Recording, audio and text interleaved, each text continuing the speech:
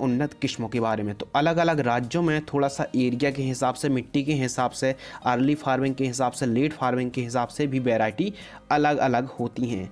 जैसे वेस्ट जो वैरायटी हैं HI की पूसा तेजस, जिसका उपज उत्पादन है 24 से 25 क्विंटल प्रति एकड़ की दर से। इसके अलावा 8663 पोषण के नाम से भी जो आती है, लगभग 23 क्विंटल प्रति एकड़ की दर से उत्पादन होता है। और इसके अलावा श्री राम की 303, 463 और 322 वैरायटी भी बढ़िया वैरायटी हैं। हम आपको बता दें कि 303 वैरायटी का उपज उत्पादन काफ़ी अच्छा है। यदि आप बेचने के उद्देश्य से गेहूं की खेती कर रहे हैं तो पूसा तेजस और 8663 जैसी वैरायटी को लगा सकते हैं। यदि आप खाने के उद्देश्य से बुआई कर रहे हैं तो श्री राम की 303 वैरायटी लगा सकते हैं, बुआई कर सकते हैं। और जो आपके एरिया में बढ़िया वैरायटी हो आप उसका चयन कर सकते हैं।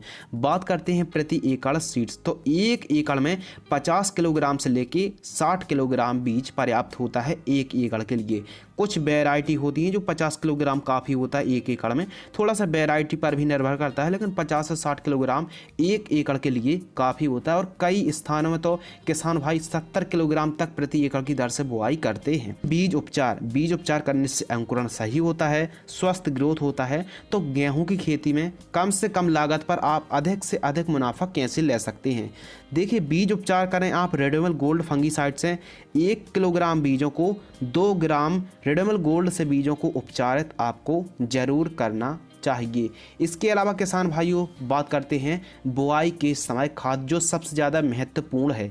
बुआई के समय आपको कौन कौन सी खाद देनी है कृपया ध्यान से सुनिए। जब आप बुआई कर रहे हो तो DAP लगभग 30 किलोग्राम, इसके अलावा single super phosphate 50 kilogram, MOP muriate of potash 20 kilogram और यूरिया 25 किलोग्राम, इन सभी को मिक्स करके बुआई के समय आप इस्तेमाल करना है, बुआई के समय यूज करना है। किसान भाइयों बात करते हैं डिस्टेंस, पौधे से पौधे की दूरी यानी सीड्स से सीड्स डिस्टेंस रखना है 4 से 5 सेंटीमीटर और लाइन से लाइन का डिस्टेंस रखना है 7 से 8 इंच और गहराई हमको करनी है लगभग 4 से 5 सेंटीमीटर गहरी हमको बुआई करनी चाहिए। इसके अलावा बात करते हैं बुआई की विधि, तो हाथ से भी बुआई करते हैं और सीडरल से भी बुआई की जाती है। तो आप सीडरल से सीधी सबसे बेस्ट है बुआई करें। इसके अलावा बात करते हैं सिंचाई, तो गेहूं की फसल पर पहली सिंचाई आपको बुआई से जस्ट बाद कर देना है और फिर 12 से 15 दिनों की अंतराल पर आप 15-15 दिनों की अंतराल पर सिंचाई करना चाहिए।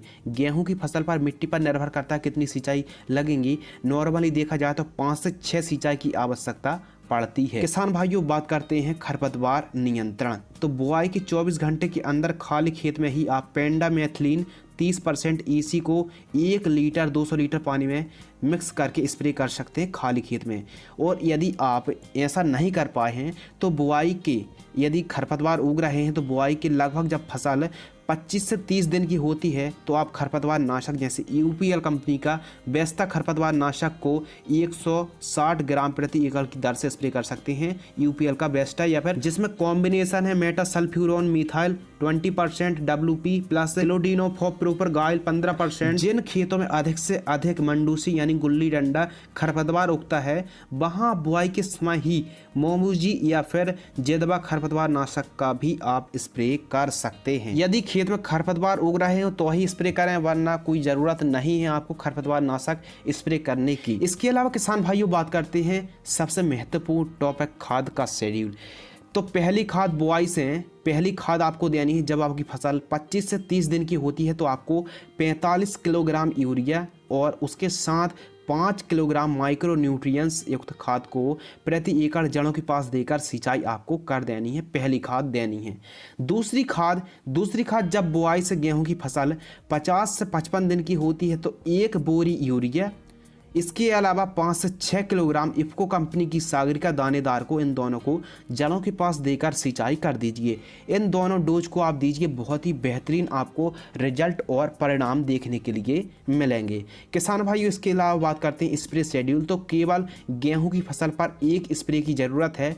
जैसे कीट आते हैं माहू, चैंपा, और इसके अलावा फंगस आते हैं, रस्ट आता है, लूज स्मट्स आता है, कर्नल बंट आता है और पीला रतुआ और सकिंग पेस्ट जैसे रस चूसने वाले कीटों का भी प्रकोप देखने के लिए मिलता है। प्रोपिकोनोजोल 25%, ईसी को 200 ml और उसी के साथ आपको लेना है क्लोरपायरिफास 50% प्लस साइपरमेथ्रिन 5%, ईसी को 350 ml। इन दोनों को मिक्स करके 150 लीटर पानी में मिक्स करके स्प्रे करना है। जब गेहूं की फसल 45 से 55 दिन के बीच की होती है तब आप स्प्रे कर सकते हैं। किसान भाइयों, बात करते हैं अगले टॉपिक के बारे में, PGR यानी प्लांट ग्रोथ रेगुलेटर। गेहूं में प्लांट ग्रोथ रेगुलेटर क्यों स्प्रे करना चाहिए, क्यों जरूरी है? गेहूं की फसल पर प्लांट ग्रोथ रेगुलेटर स्प्रे करने से गेहूं ज़रूरत से ज़्यादा हाइट नहीं होती है और गेहूं ना ही गिरती है और बालियों की लंबाई ठीक तरीके से होती है। तो उसके लिए सबसे बेस्ट है मेपिक्वाड क्लोराइड 5% को आप स्प्रे कर सकते हैं। बालियां निकलते समय आपको जैसे घरडा कंपनी का चमत्कार आता है 200 ml 150 लीटर पानी पर आपको मिक्स करके स्प्रे कर देना है। अगर आप चाहते हैं कि जब बालियां आपकी निकल रही होती हैं तो आप मेपिक्वाड क्लोराइड यानी घरडा की चमत्कार के साथ आप B20 बोरॉन 20% को 100 ग्राम इन दोनों को मिक्स करके प्रति एकड़ 150 लीटर पानी में मिक्स करके स्प्रे आप कर सकते हैं। आइए जानते हैं गेहूं में पीलापन दूर करने के सरल उपाय। यदि जो हमने खाद का शेड्यूल बताया है और हमारे किसान भाई खाद देने के बाद भी पीलापन दूर नहीं होता है, गेहूं में पीलापन नज़र आता है, तो उसके लिए आप वाटर सेल्युबल घुलनशील खाद NPK का स्प्रे कर सकते हैं। जब आपकी फसल लगभग 40वें दिन की होती है तो आप NPK 19-19-19 घुलनशील खाद 500 से 700 ग्राम प्रति एकड़ की दर से स्प्रे करना है। और जब आपकी फसल बालियां निकल रही होती हैं तब आप 05234 को 1 किलोग्राम 1 एकड़ की दर से स्प्रे आप कर सकते हैं। यह ऑप्शनल है, यदि आप चाहें तो ही स्प्रे करें, वरना यदि पीलापन नहीं है तो कोई ज़रूरत नहीं है NPK स्प्रे करने की। बात करते किसान भाइयों गेहूं का जीवन चक्र, तो यह वैरायटी पे निर्भर करता है कि कौन सी वैरायटी, कुछ अर्ली वैरायटी होती हैं, कुछ लेट वैरायटी होती हैं, लेकिन हाँ जीवन जो चक्र है लगभग 4 महीने के आसपास हमारी गेहूं की फसल पककर तैयार हो जाती है। किसान भाइयों, बात करते हैं उपज उत्पादन और प्रोडक्शन के बारे में। तो गेहूं का उपज उत्पादन अगर वैरायटी पर निर्भर करता है, मिट्टी पर निर्भर करता है और सिंचाई और खाद के डोज पर निर्भर करता है।